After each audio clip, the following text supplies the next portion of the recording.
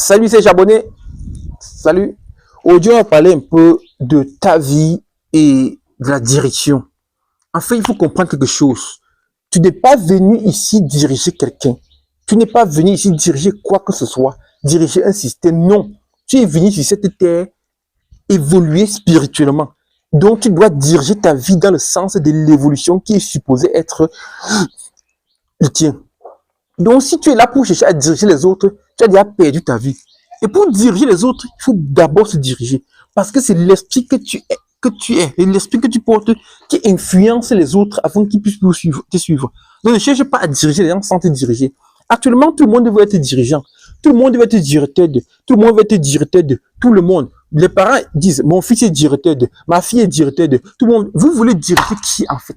Et encore, quand on vous regarde, on constate que vous dirigez même votre vie même en bourse.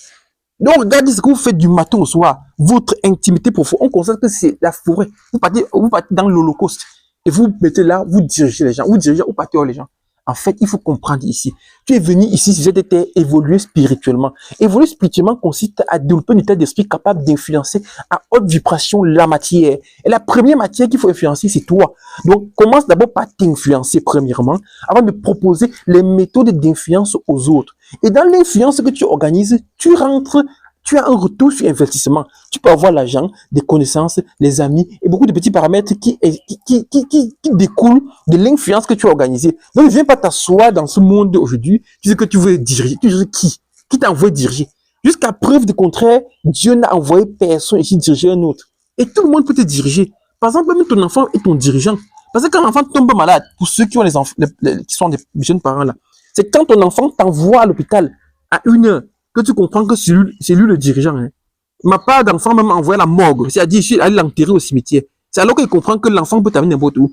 Tout le monde peut diriger tout le monde. Donc l'humilité que tu as développée permet donc de comprendre comme un enfant de la CIL peut dire que papa ne passe pas par là-bas, ne viens pas ici. Et tu comprends qu'ici, tout le monde peut diriger tout le monde. Donc ceux qui se lèvent et disent qu'ils veulent diriger là, je ne sais pas qui a donné le mandat de diriger les gens.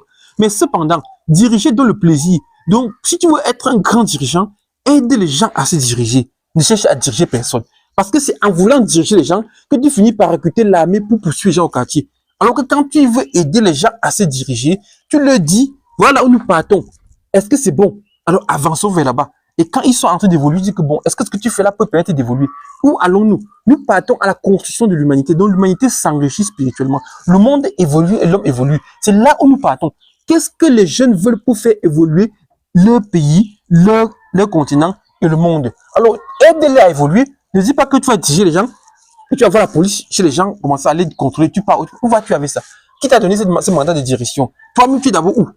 Je dis ça parce que quand je vois les dirigeants actuels que j'ai autour de moi, de la planète, ce sont des cancres qui n'ont pas pu diriger leur propre famille. Regardez les fils des présidents, les filles des présidents, les filles des ministres, les filles des ministres. Ils ressemblent à quoi? Avant, je pensais que c'était bon qu'il fallait que mon père soit ministre, mais aujourd'hui, je constate que c'était le père qu'il fallait. Donc, tu le regardes, il n'est nulle part. Tu regardes les pasteurs, tu regardes leurs enfants eux-mêmes. Ils sont nulle part. Ils n'évoluent même pas. La tête est vide. Mais tu es là pour diriger l'église. Tu fais quoi avec ça? Donc, en fait, il faut faire attention quand tu dis que tu veux diriger les gens. Diriger les gens, c'est un fardeau intense. Et quand tu veux diriger les gens, fais comme Dieu. Dieu, c'est un homme, il enseigne la liberté. Dieu vous a libérés. Dieu nous a libérés. Dieu dit, si tu ne veux pas vivre, pends-toi.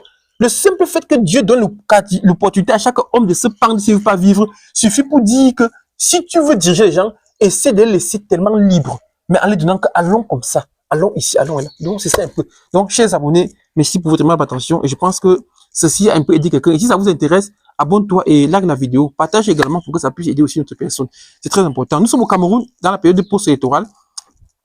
La période qui est prise pour la programmation des résultats, c'est un peu difficile actuellement. Et je pense que vous devez vous comprendre que la conscientisation de la population peut permettre d'évoluer. Parce qu'on n'a plus rien à espérer. Donc, essayez de conscientiser le maximum possible en partageant la vidéo. Merci pour cette aimable attention et ciao, à la prochaine.